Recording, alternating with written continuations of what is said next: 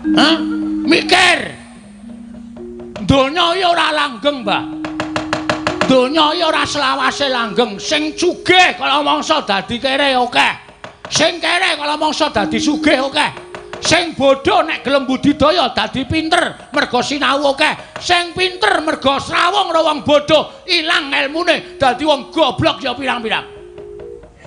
Aku dadi lah pendhita penyakit tenan kowe. Wis saiki arep muni piye mau lambemu muni piye? Wus. Aku Brahmana, wis ngerti. Kowe mau muni piye? Gawe Karang Kadempel sungsang bawana balik. Semar bakal semaur, mergo Semar ki selawase urip ora tau gelut. Ora tau gelut. Meng gelut karo simbok ya, Pak?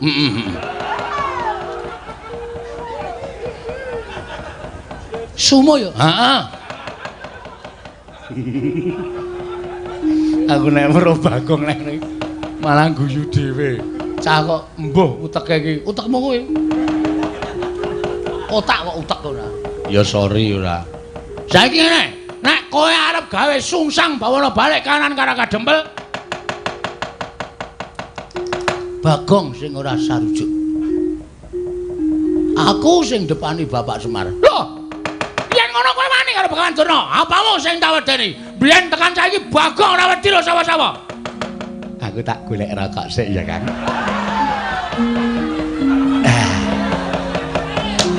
Kalau mau pun tumbas mentol.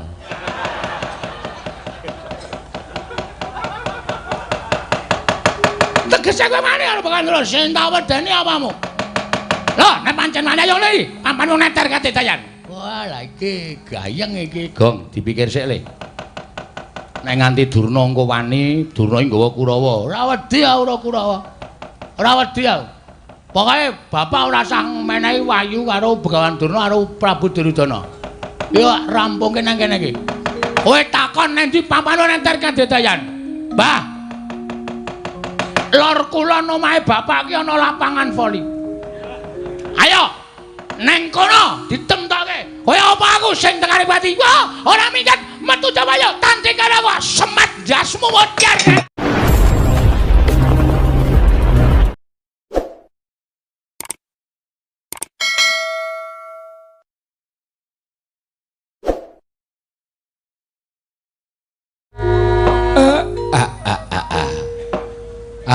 Mulane kawula do geger. Jebulana Priyagung rawuh. Nala garing iki rak. Begawan Durna to. Apa ora cetha apa, Pak? Kacamataku ora tak agem. Waduh. Mula rada ora cetha. Nggih, Begawan Durna, Pak. Mburi kae Patih Sengkuni. Kerawan Priyagung. Monggo perenjake ora ganter-ganter, pitike jago rada tarung kok tamu kok delidir ya, Tru. Heeh. Penemban Durna karo Patih Sengkuni, Gong. Penemban Durna karo Patih Sengkuni. Wes ketekan virus corona iki. Kok karo piyayi kok omongane kaya ngono. Wis ta, wis ketekan iki wong sing iso disusupi jiwane mesti modar. Mula ngungkuli virus. Aja nek krungu piyayine nesu lho. Ora wedi aku. Ora wedi ning nek duka ndak ora prayoga kedadiane. Penemban wilujeng rawuhipun.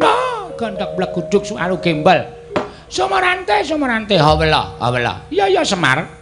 Slamet tekaku ning Sambikala. Aku ngaturake basaku katur marang kowe ya Semar. Nggih, kula tampi. Dipun sekecaken Penemban. Oh iya wis ora kurang prayoga praptaku ning Karang Kadempel dina samengko iki Semar.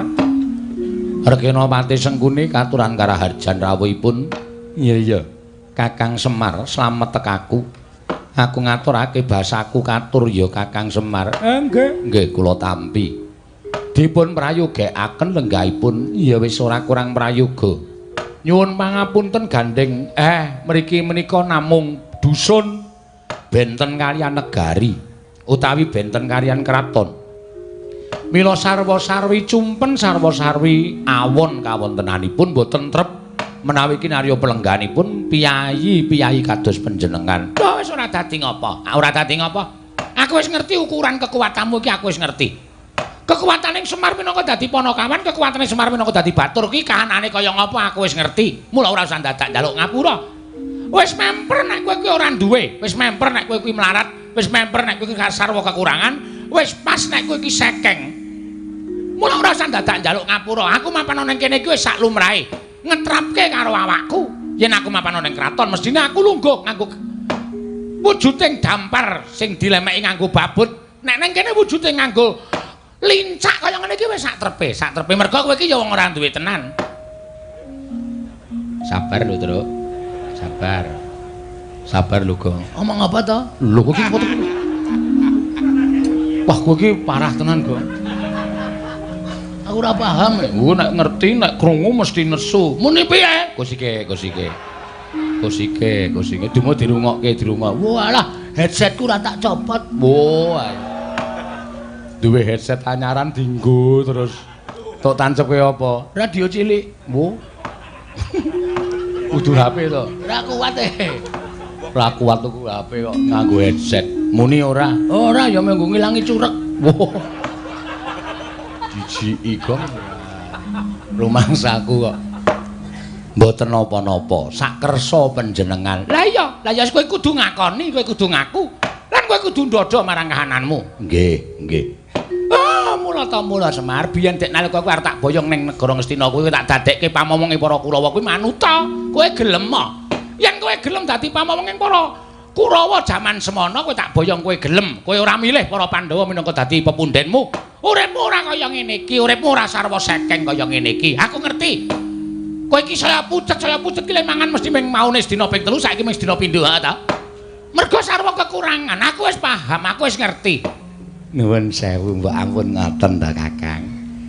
Sia-sia ya sia-sia. Nek Semar mangunekke kaya ngoten niku iso sabar. Ning sing teng mburi nika sing nyemelangi. Sampeyan rasa wedi. Kula karo sampeyan nggawa soto Kurawa 100 cacahe. Apa kira-kira anak-anak Semar niku nek ajeng amuk iso ngalahke Kurawa 100? Mboten iso. Ora ana wong menang musuh wong 100, wong 3 menang musuh wong 100 niku mboten dadi kelampahan. Nggih sampun monggo kula tak rasah omong. Mboten sak omong. Nggih, pun mboten napa-napa. Lah sakniki kula tak takon. Kowe arep takon apa? Sampeyan rawuh mriki niku karep sampeyan dhewe napa diutus sinuwun Ngastina? Iki ngene Semar. Nek aku duwe perlu dhewe iki jane aku perlu apa to karo kowe? Ora imbange ngono lho. Ing ngatasé aku ki pendhitaning ratu, papanku ning kraton kok duwe perlu karo kere iki ra ya ora pas. Sing jenenge pendhitaning ratu ki nek ana keperluan ya karo pendhitaning ratu, saora-orane karo patih, saora-orane karo tumenggung, mudhuke karo bupati. Lah kok aku butuh karo pamomong ki butuh apa? Nek aku ora diutus dening anak Prabu Duryudana, aku ora bakal tekan kene. Oh nggih, dados rawuh sampeyan dipun utus. Ya, aku diutus dening anak Prabu Ngastina. Lah wigatosipun anak Prabu Duryudana kuwi ngimpi nyumpena nampa sasmita yen to Jawata bakal matedhake kanugrahan. Monggo ing dadi lantaran tu medhake kanugrahan mau ora kejaba mung kowe Semar. Mula tumuli anak Prabu Ngastina utusan nglawan aku. Ndangu nglawan aku ditimbali sowan ning negara Ngastina. Ing wigati aku supaya prapta ning Karang Kadempel lan nakokke babakan wahyu kuwi mau. Lah, gandeng kowe wis ngerti apa kang dadi wigati ning Begawan Durna, saiki kowe prasaja karo Begawan Durna. Wahyu mau jenenge apa? Yen pancen wis wujud jenenge lan ana keterangan ing kegumathok, aku njaluk wenehna karo aku, wahyu bakal tak bayang menyang negara Ngastina. Kuwi wigatine. Dening sak banjure, nek kowe nuduhake wahyu mau jenenge apa? Slamet uripmu. Dene ora? Oh, nuwun sewu lho Semar. Aku wis diparingi Purbawasisa dening anak Prabu Duryudana. Aku mung duta kok ora mung duta kongkonan, ning duta ngrampungi karya. Dadi nek upama kowe nyelaki sarta kowe ora gelem nuduhake apa jenenge wahyu lan wigatine wahyu mau tumanjane ning endi sarta ora entuk tak boyong, oh aja takon dosa apa kelakon. Durna nggunakake cara-cara sing kasar, Durna nggunakake cara-cara sing ora prayoga supaya kowe bisa menehake wahyu mau tak boyong menyang negara Ngastina. Wis kuwi wae sing dadi omong aku. Kokean ndak ora ana perlune. Mergo aku nek omongan karo kere iki tak batesi. Kurung ora, Go? Heeh. Nesu ora kowe? Ora. Semar dunekke ngono kuwi kira nesu. Semar ki kere tenan ora? Ayo kere tenan. Ayo wis. Ngono kok digawe angel. Wong aku melu Semar ki getun kok. Lho. Getun mergane. Saiki tak takon, Semar ra kudune jarene wong-wong kuwi do ngandhake Semar ki titising sanggiwange Semanto. Ismaya. Hah? Ismaya.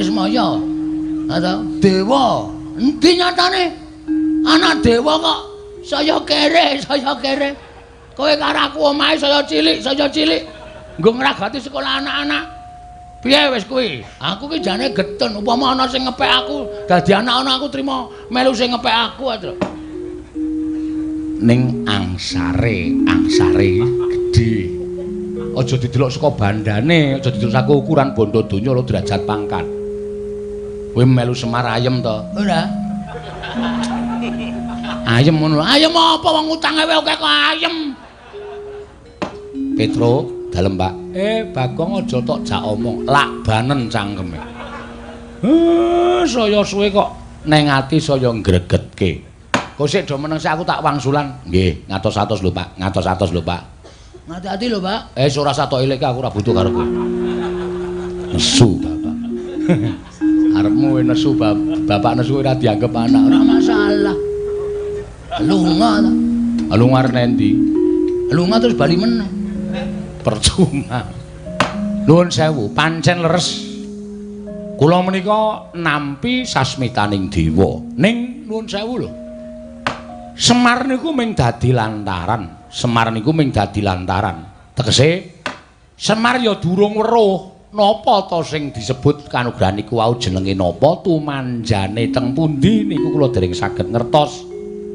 Dadi nek upama enten titah sing pun nampi sasmitaning dewa kudu nggayuh kanugrahan. Lho nuwun sewu, dinteni wahyaning mangsa kala.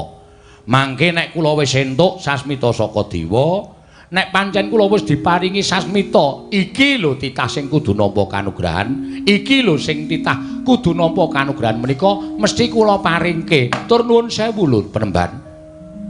Wong gayuh kanugrahan kok njaluk niku cara pundi kula tak takon. Wong gayuh wahyu kok njaluk niku cara pundi kula tak takon. Selagine ngelmu mawon kelakone kanthi laku lekas lawan kas tegese kas nyantosani setya budya pangekese durhangkara. Ngelmu niku nek ora dilakoni lakune ora ana tumanjane apa-apa. Ngoten. Lah niki wahyu. Monggo akeh para nimpuna, para surjana sarjaning budi, akeh para pinter, akeh para kaki-kaki, akeh para sepuh sing golek wahyu niku direwangi priyatin, direwangi tapa brata, direwangi tapa. Apa to sebabe disebut tapa? Niku ngrasake wong sak tata apa-apa. Tegese ngrasake wong-wong ora duwe, ngrasake kaya dene wong sing kekurangan, ngrasake kaya dene wong sing ora kecukupan, wong apa. Ngoten. Lah wigatine napa? Resik jiwa lan ragane. Sing jeneng menungsa niku mboten wonten sing suci, mboten ketang sithik mesti kelepetan dedosan. Supaya dadi wong suci niku kudu nglenggana dhateng sakehe ngreh dosa sing wis dilakoni, sranane kudu masuh lair lan batine. Kanthi sarana priyatin. Mboten kok priyatin to apa brata niku njaluk karo sing mbau reksa, sing tunggu kali kene aku wene ana kekuatan, sing tunggu guwa kene aku ana kekuatan. Mboten, ning golek papan sing sepi sing ora ana swara apa-apa supaya gedhekke nggone wiridan ngagengaken asmaning Gusti supaya Gusti paring pangapura saking keluputan.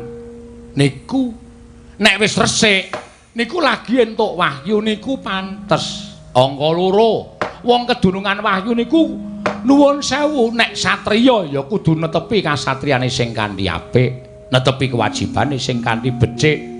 Nek dadi ratu ya ratu sing apik, nek dadi satriya sing apik, nek dadi lurah sing becik, nek dadi bupati sing apik. Niku bakal entuk kanugrahan mbuh wujud napa.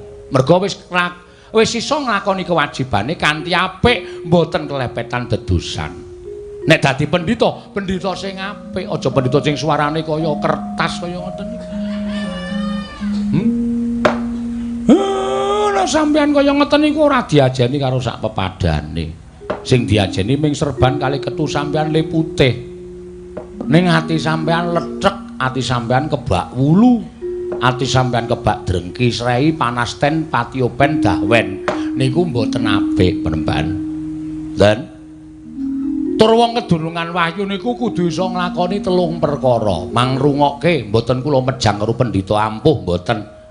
Ning ming tukar kawruh, muga-muga kawruh Semar niku iso dienggo penemune Begawan Durna, iso dienggo tambahan ilmu sampeyan.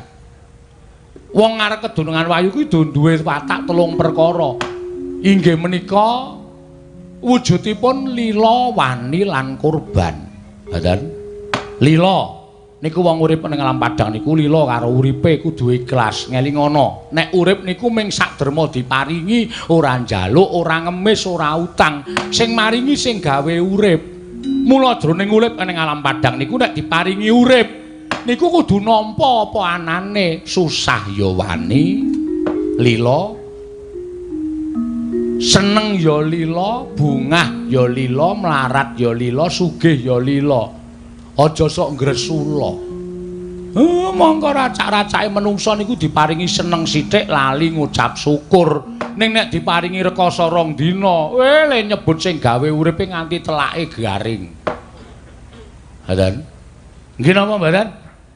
Terus saniki kula tak takon, kurban utawa wani, semang-semang samar-samar mengko gek menika mboten badhe sumanding. Nek wis urip teng alam donya niku napa sing ajeng mang tindake niku aja dipasrahke karo sak pepadaning urip.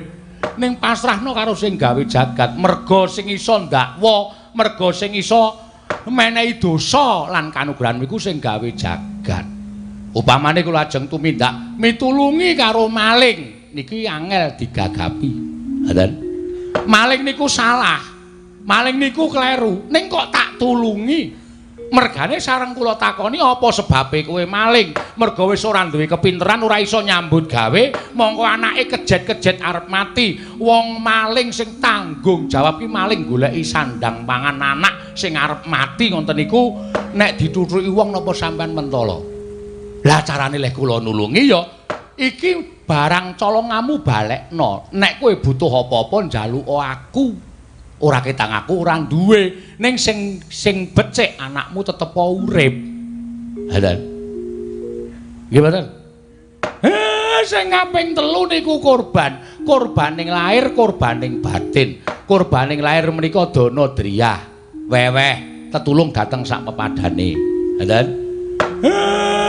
Tetulung dateng sak pepadane menehi sandang wong kawudan, menehi payung wong kudanan, menehi buga wong kaluwen. Mongko tanpa pamrih sakniki wis ora enek. Ora enek wong ngekeki tanpa pamrih niku pun mboten nonton. Pun kula tak takon. Ujaring para sepuh nek tanganmu tengen menehi, tanganmu kiwa, aja nganti weruh niku gombal wis ora enten. Racak-racake oke-oke wong sugih diparani jaluki sumbangan, menehi akeh ning mesti ana tembunge kula mangdongake waras, kula mangdomake rezekine akeh. Niku tegese nyumbang wis ora lahir batin, mergo dadi dol tinuku, duwe didol dadekke donga. Kok kaya aku ya? Lah. Sampeyan malah krasa dhewe to. Mula nek njaluk kanugrahan gayuh wahyu niku ampun njaluk ning budidaya. Lah sinuwun Ngastina mboten kersa ngerkaos anane nek entuk sasmita wahyu niku terus wongkonan dumeh dheweke dadi ratu, dumeh dheweke iso dawuh, dumeh dheweke iso kongkon moh rekasa. Emoh masuh lair lan batine. Ampuk tekan jaman sok kapan mawon nuwun sewu bumi niku tangkep karo langit. Ratu Ngastina menika mboten ajeng entuk wahyu pun. Nek nganti omongane Semar niku merucut mboten enten nyatane. Mang suwek-suwek niki cangkeme Semar. Wes, Semar Badranaya.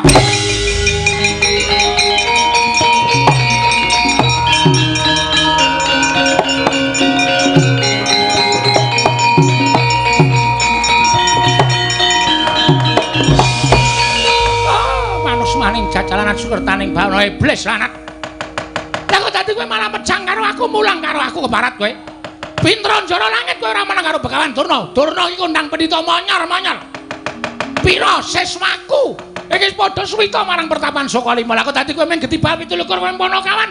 Kowe iki men batur kok mejang mulang karo Begawan Durna. Ah, Semar pinter kowe ora dadi batur. Pinter kowe ora dadi Panakawan. Lah kok malah kencomang dleming ngandar-andar ngendukur. Drewili kaya grojokan ucapmu. Apa rumasamu pinter Semar tinimbang Begawan Durna? Nuduhke apa ora? Ora nuduhke Wahyu aja takon dosa. Sungsang bawana balik karang kadempel kare ade.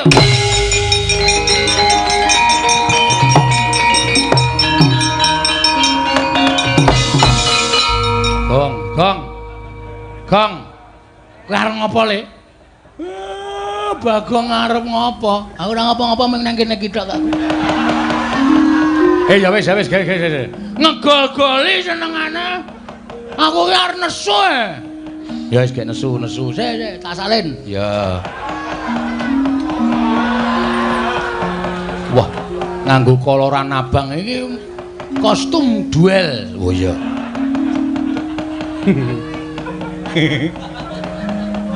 Training ra tau ganti. Nganti nggon bokong tipis banget. Semrawang bokonge ketok. Apik ta, Tru? Apik jempolmu mlocot ki ora. Nuwun sewu Penemban. Nunamit pasang Kalimantan B tinebene leduni dumawahing tawang-tawang. Paripaksa kula majeng wonten ajengipun Semar Badranaya. Lho, iki Bagong iki. Ha iya, pokoke ngene Baladewa. Mangsane anggepe. Arep ngapa kowe? Mendelik mripatmu. Kowe arep ngapa? Arep mbelani karo bapakmu. Apa diangbaku wedi karo Bagong? Ayo, arep mbelani cara piye? Ngene, Mbah. Nuwun sewu ya. Sampeyan ki wong tuwa, nek ndek cangkem dijaga. Semelaku nek ditapuki wong ning dalan. Omonganmu iki sapenake dhewe, Mbah. Ora nganggo petungan, ora nganggo pikiran. Awal pertama sampeyan teko wis ngece omahe bapak. Bapak ki wong kere, omahe ya wis pantes kaya ngene iki, mula ya kuwate ming tuku lincah, mbayahe semen. Wong ki aja sok ngembe karo wong liya. Wis sugih ki mbiyen ra dipari karo Prabu Duryudana. Ha ya. Wis saiki iso nganggo sandangan sarwa nganggo pradamas ngono kuwi ta. Merga kowe diparingi karo Ratu Ngastina. Ning kowe kelingan mikir jaman semono, aja sombong. Ning ngelingono karo jaman duk nalika kowe ngrekoso nggendong Swatama, kowe mbarang nang prapatan. Kowe ora dikukup karo wong Ngastina, kowe seprene iki dadi kere, Dur. Wus. Jangkar karo aku, jangkar ora kuwala tuwa aku mbangane kowe. Bagong sabar, Le. Engko ndak malah ora apik. Wis iso meneng ra kowe? Tendian tenan kowe. Bapak apa? Bapak dibelani ora krasa. Wis saiki pikiran sapa sing sayang karo kowe? Hah? Kowe dunekke Durna, karang kadempel tak gawe sungsang bawana balik. Sing maju ngadepi Durna ming iki putramu David Bagong.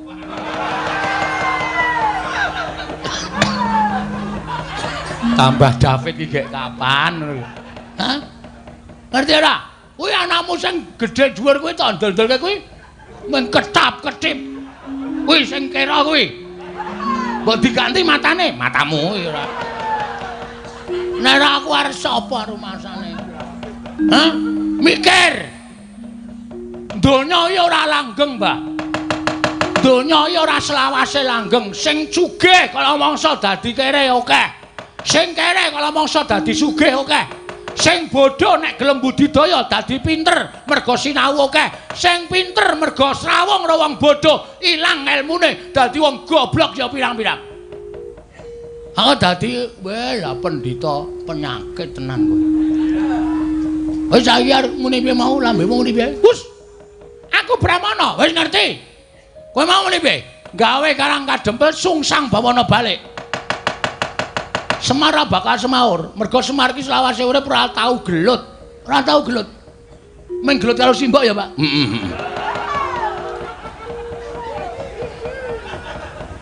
Sumo ya? Heeh. Aku nek weruh Bagong nek malah guyu dhewe. Cah kok mbuh uteke iki. Utekmu kowe. Otak kok utek ora. Ya sorry ora. Saiki ngene. Nek kowe arep gawe sungsang bawana balik kanan karang kadempel. Bagong sing ora sarujuk. Aku sing depani Bapak Semar. Lho. Yen ngono kowe wani karo Begawan Durna. Apamu sing tak wedeni? Biyen tekan saiki Bagong ora wedi lho sapa-sapa. Aku tak golek rokok sik ya, Kang.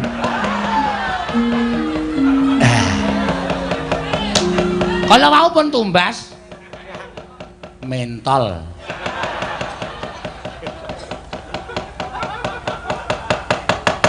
Tegese kowe mani karo Begawan Durna sing tak wedeni apamu? Lho, nek pancen mani ayo iki, pampanmu neter kate dayan. Wah, lah iki gayeng iki, Gong, dipikir sik le. Nek nganti Durna engko wani, Durna nggawa Kurawa. Ora wedi ora Kurawa. Ora wedi aku. Pokoke bapak ora sang menehi wayu karo Begawan Durna karo Prabu Duryudana. Yo rampungke nang kene iki. Kowe takon nang ndi pampanu nenter Kadedayan. Mbah. Lor kulon omahe bapak ki ana lapangan voli. Ayo neng kono ditemtoke. Kaya apa aku sing tekani pati? Wah, ora minggat metu coba yo tanti karo semat jasmu mocar karo kowe.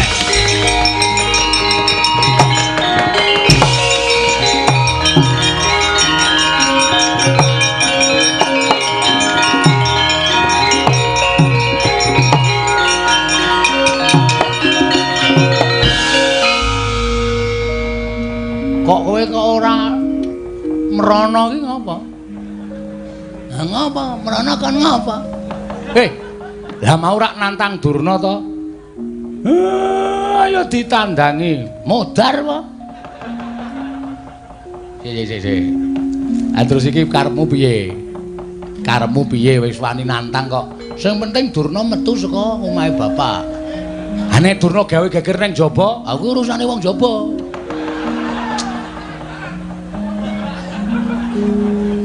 Gong, kowe iki ora edan lho. Iki serius lho, Gong. Durna nggawa Kurawa 100, nek kon ngrusak Karang Kadempel tak kira ora nganti 3 kedheping netra, Karang Kadempel mubal dadi geni. Kowe omongan kaya ngono iki rumasamu ora ngembet katentremane wong sak Karang Kadempel apa? Lho, maksud lu? Maksud lu? Kowe wani karo Durna. Terus sing digoleki kowe. Engko nek Durna metu ning jaba ngawe Kurawa, kowe ora ana, kowe ora gelem nandingi Durna. Durna saya nesu, Bagong ming lambene tok wani omong tok ora wani nandhangi aku. Kurawa, kabeh omahe kawula dobong. Lah, kawula sing ora ngerti kentang ki mulih lelakon kelangan omah. Piye to? Caramu mikir piye to? Terus aku kan ngapa? Lho, kowe wis wani nantang ki metu njaba tandang ana. Lah nak wani, nek ora? Aku dadak omong, nggih cangkeme. Wong decang ngomong-ngomong, kowe iki ngopo? Sing penting wani sik perkara engko len nandangi mikir. Bangane kowe bapak dunekke Semar, Karang Kadempel tak bumi angus, kowe plendas-plendus. Gareng ki malah ora berubah sithik-sithik, mung mangan kuwaci wae ki. Krecak-krecuk. Nyemeng karang yang lem. Lho saiki piye carane kaya ngene piye? Oh kowe kuwi sing gagal temandang. Amoh aku nek musuh Kurawa kalah.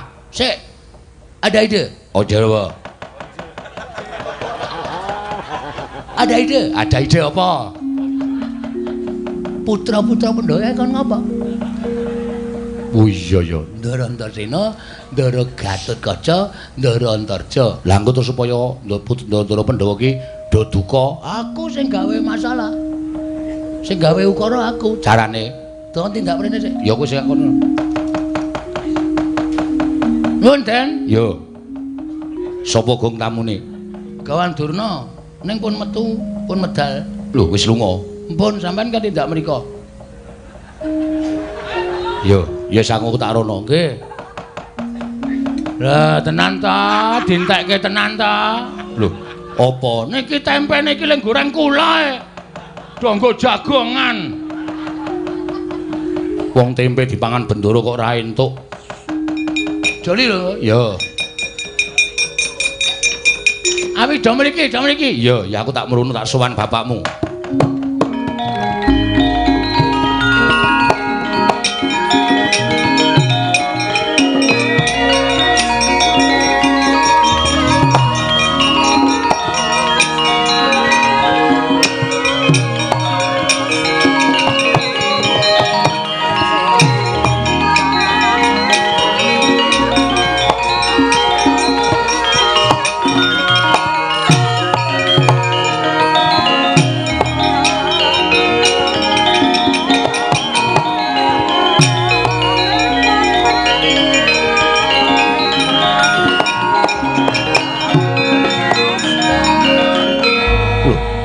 Iki ngopo, Gong?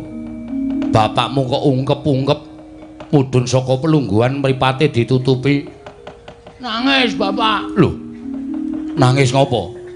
Oh, Durna mriki niki wau ora tak tendhangi. Lho, gene kowe wani nendangi Eyang Durna. Empun saking judeke. Masa Bapak dicedhaki Basemar kowe ngerti wahyu sing ngerti tumiba ning jagat ta? Tak jaluk karo Durna nggawa keris. Dinyunyuk-nyunyukke Bapak Semar, Bapak nganti tiba saka kursi terus nangis niki. Nek mboten kula sing ewange ajeng sinten malih? Eyang Durna mentolo karo Kakang Semar. Ngono kuwi ya, Tru? Ya, Tru? Tru? Heeh. Oh.